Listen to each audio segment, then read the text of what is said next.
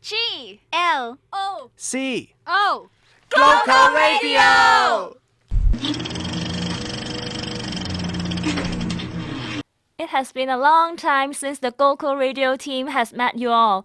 In the first episode of this semester, we would like to share with you all about the cultural trip funded by Tin Ka Pin Foundation.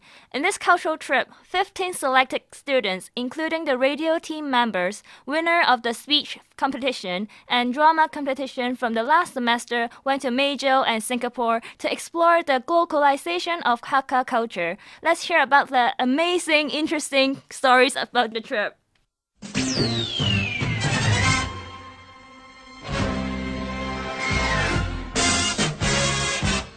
Hey guys, how are your trips to Meizhou and Singapore? Fun? I know the trips was sponsored by Tin Ka Pin Foundation. Why don't you tell our audience more about the foundation first? Hey Gordon, how's your holiday? We had great fun. Okay, let's get back to the main theme. Glo-Co Radio is funded by the Tin Ka Pin Foundation. As you all know, we investigate Glo-Co issues here. For this semester break, we went to Meizhou, China and Singapore to explore how Hakka culture derives from country to country. You may ask why Hakka culture? It is one of the main Chinese ethnic groups and most importantly, our sponsor Dr. Tin Ka Pin's origin. So let us talk about Meizhou first, shall we? What's there? Well, there's a lot of things to see in Meizhou, but I loved visiting the full-Thai ceramic factory the most. Not only could we see how the ceramic plates were made step by step, the staff even showed us to their not yet open museum, which was an entire house built out of ceramic pieces. The building is absolutely stunning. To me, I love Pension Terrace Fields the most. With fantastic and fairyland-like scenery, we took lots of pictures of the beautiful fields. We enjoyed our trip on the shuttle that drove us around. We need not to worry about getting lost in this place with a history of about 600 years. At the foot of the terrace fields are some still intact ancient houses. The tour guide told us to visit this scenic spot again in October, since we can enjoy the jubilant field of farmers having a good harvest. Can we go again, Bobo? Definitely, Wendy. The terrace fields were absolutely gorgeous. It reveals the wisdom of Chinese people in maximizing the use of land for agriculture and ensuring sufficient food supply in valleys. But the most impressive sightseeing spot for me was the Kalex house. It is one of the 2 Lo where Hakka people live in. The circular design can gather the whole community for residents and also protect people from beasts and robbers. The beauty of the architecture just took my breath away. I wish I was there as well. What about having exchanges with secondary and tertiary institutions? I know all of you had a meeting with a professor and students from Hakka Postgraduate Institute. I also heard that the high school students were enthusiastic. Is that true? Any unforgettable experience? Let me share our experience at Jiaqing University. We learned a lot about Hakka culture from a short lecture by a professor in the Hakka Research Institute. For example, Tu Lo is a common architecture style seen in Hakka regions because it allows up to 88 families to live together and look after one another. Talking about looking after each other, I remember how the students in Daibu Tin Ka Pin Experimental High School treated us. They gave us the warmest welcome. The hospitality was great. We felt their passion and happiness as they greeted us with applause. They just made us feel like we were VIPs or even superstars. During the cultural exchange with them, we shared about Hong Kong culture, talking about language, food, and festivals. It seemed that they liked Hong Kong a lot, and therefore we advised them to come study in Hong Kong. Also, they introduced us to some Hakka food and places to go. What an unforgettable time we spent there.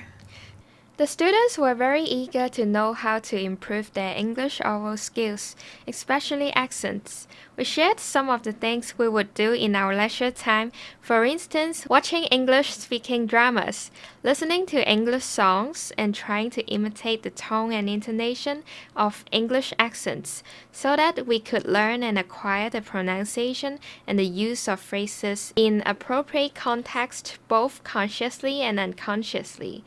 But please, note that every accent is equal. As long as we are speaking a language fluently and correctly, there is no need to worry about your accent being inferior. It's locality that matters. Speaking of locality, how was the food in Meizhou? Was it good? I love sunban the most. It looks kind of like dumpling, but the ingredients include mushroom and fungi. Our hotel provided this special Meizhou snack for our breakfast, so I had it every morning. Oh, I remember that. The food there are so cheap in price, but all taste good. Skewered food is the best. For example, the sausage on a skewer and a skewered chicken. They only cost 2 renminbi with some special sauces made by the storekeepers. It is delicious. What I remembered most is the fried rice with bugs. It is one of the famous dishes, but then we were a bit afraid to taste it.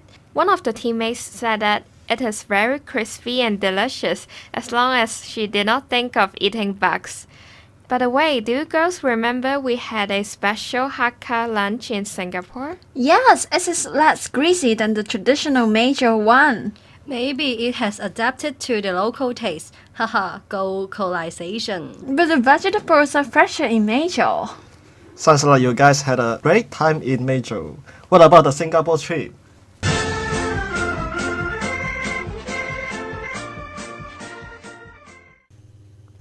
Hi, Faye. Hi, Brett. And what did you explore about Hakka culture in Singapore? While we explored different places in Singapore, and the meaningful ones are the Tolo and the Ying Fu Fui Kun Hakka Association, and after that we went to the Chinatown.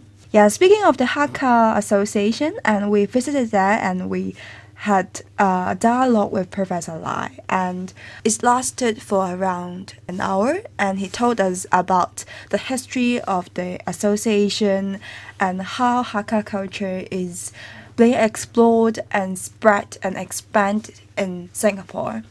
And also we visited the Hakka architectural buildings there to Tolo, and also, he told us more about the history of even the Hakka culture in China, for example, Fujian and also Meizhou that we went. And his sharing was very meaningful, and he gave us 2 big, thick books about the association history. And then I'll talk about the Tulo. Thanks for giving us all that information. And the Tulo, a more visual description is they are all urns inside the Tulo, meaning dead people's ashes. But the ashes all belong to Hakka people, I believe. I asked him whether the people buried there are Hakkas in Singapore, and he said yes. I believe they have very strong connections, so they know each other well in Singapore, and they also like to maybe have dinner together in the Hakka restaurant. Where did you go in Singapore? Among the different places that we have visited in Singapore, the favorite one is the walking tour along the Singapore River. Hey Brett, what do you think about it? I think it was an amazing tour. I've never loved walking for so long. Yeah, it was hard, but it was amazing because we get to see a lot of buildings which we cannot see in Hong Kong. I think the architecture, it was way better than Hong Kong. I think I finally feel the art coming in me. Wow. Especially this statue along the river. There are 5 children jumping into the water, and the guide told us that it was the only thing that they can play back in the days where they don't have technologies. Yeah, speaking of the architectures, the buildings that impressed me are the ones of the old parliaments. They transformed the old building back in the war times to the music and art buildings and centers. They're providing concert halls and also art galleries in Singapore, provided that the buildings are located in the center of Singapore, the Raffles Place MRT station. I think this really attracts many Singaporeans and also tourists to go there to have a look and see how's like Singapore's art and music. Remember, we even watched a live jazz concert, and I also saw the Singapore National Orchestra. I wanted to go in and have a look, but I saw that they were having Mala 3 concert the day after we left. So you can go there by yourself next time and go in and Yeah, enjoy. sure. Yeah. Any interesting stories between you guys? Yeah, sure. I believe Singapore. there are many of them. Yeah, the first one I can think of, definitely, throughout the whole trip, is that where we should stand on the escalator. Because people are supposed to stand on the left side of the escalator. Usually, the first step we get on the escalator, we stand on the right. Yeah, because And then people Hong was like, Kong culture. left, left. We all move at the same pace. We just step left to left. It was funny. It was fun. Yeah, because I saw that there was a sign in the airport telling us to automatically bombs. stand on the left. I wonder why that is. Do you think there is some kind of Glo-Co implication right there? It's just the tradition, maybe, or Just their the habit. tradition. That's a great. Do you have any sites that you would recommend? I think definitely is the Gardens by the Bay Yeah. that we went on the last day. It's kind of a greenhouse.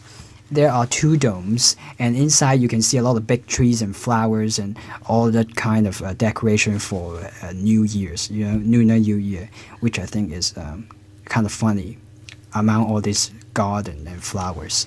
But the flower looks amazing, and they have information about the flowers, like what's the kind, what's the type. It looks great. I think greenery is a very big topic in Singapore. Yeah, I recall that the tour guide told us about the greenery, and he told us that nowadays there are 40% of Singapore is greenery. I think they check that on Google Maps. No, I mean on Google Earth. They look down, it's really green. Really? Yeah, I think the guy told us that. We learned a lot from the Tin Ka Ping Arts Ambassadors Hakka and Singapore trip. Thank you so much, Tin Ka Ping Foundation.